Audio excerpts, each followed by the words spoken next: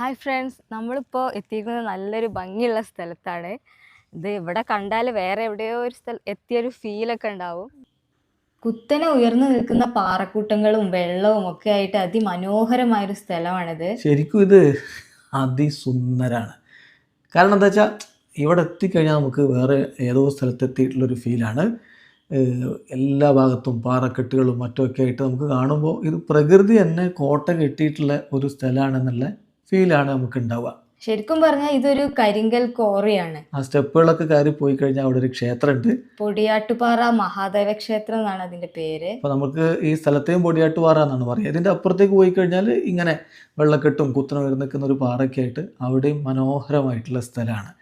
അപ്പം ഇങ്ങോട്ടേക്ക് എത്താനുള്ള വഴി എക്സാക്ട് ലൊക്കേഷൻ പറഞ്ഞാൽ മലപ്പുറത്ത് നിന്ന് കൊണ്ടോട്ടിയിലേക്ക് പോകുന്ന വഴി ആലത്തൂർപ്പടി എന്ന് പറയുന്ന സ്ഥലത്തു നിന്ന് ഒരല്പം ഉള്ളോട്ടേക്ക് പോയി കഴിഞ്ഞാൽ നമുക്ക് ഈ സ്ഥലത്തേക്ക് എത്താൻ പറ്റും. പൊടിയാട്ടുപാറ മഹാദേവ ടെമ്പിൾ എന്ന് നമ്മൾ ഗൂഗിളിൽ സെറ്റ് ചെയ്യുകയാണെങ്കിൽ കൃത്യമായിട്ട് ഇവിടെ എത്താൻ പറ്റും.